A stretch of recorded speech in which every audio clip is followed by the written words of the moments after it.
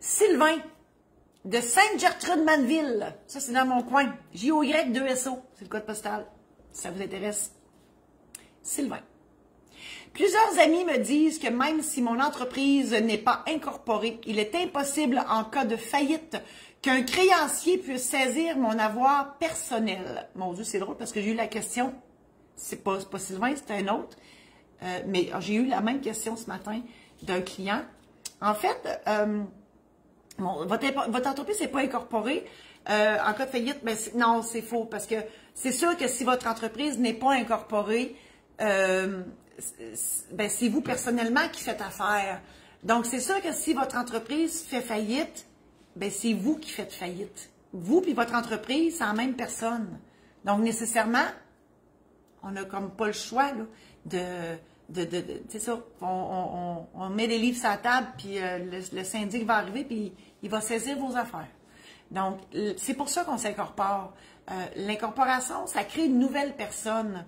Et tout ce que vous allez perdre dans votre incorporation, c'est l'argent que vous allez y avoir investi. Mais vous ne perdrez pas plus que ça. Ça, c'est le principe. Je mets un bémol parce que souvent, là, il n'y a pas de créancier, mais si une compagnie emprunte chez un créancier reconnu, ben c'est sûr que ce créancier-là, il va vous demander une caution personnelle de votre part. Donc, si la compagnie ne respecte pas ses obligations, vous allez devoir payer à la place de la compagnie. On vient au point de départ, OK? Donc, idéalement, la compagnie ne devrait pas emprunter, pour emprunter, mais elle ne devrait pas, en fait, je reprends ma phrase, vous ne devriez pas, dans un emprunt fait par votre compagnie, cautionner personnellement. Mais là, je vous souhaite bonne chance de vous trouver un prêteur parce qu'il demande systématiquement un cautionnement personnel. Je vous invite à aller visiter mon site internet. J'ai hâte qu'il change. Là. Il est sur le point, c'est pas encore prêt. Là. Puis tu sais, là, je suis impatiente, mais ça s'en vient.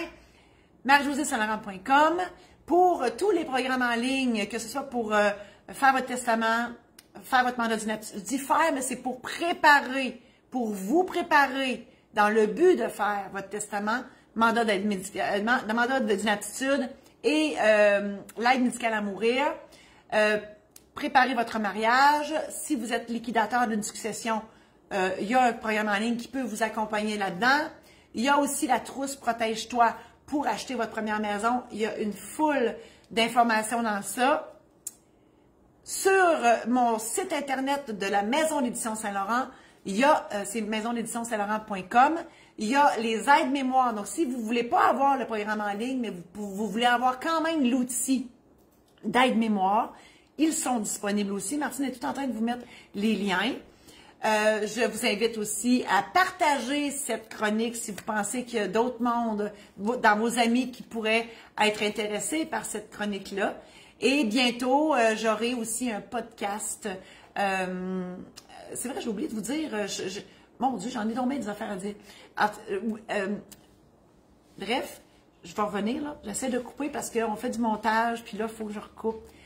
Je vous annonce que je ne serai plus notaire. Je ne serai plus notaire traditionnel. Je mets la clé dans mes classeurs et je dépose mon crayon. Je serai dans d'autres projets. Je reste notaire, là. OK, on ne part pas en peur. Je reste notaire, je garde mon titre, mais je ne ferai plus de contrat de notaire à partir du 27 août. Mais vous allez me voir encore, inquiétez-vous pas. Voilà. Alors, merci infiniment d'avoir été là et on se revoit bientôt.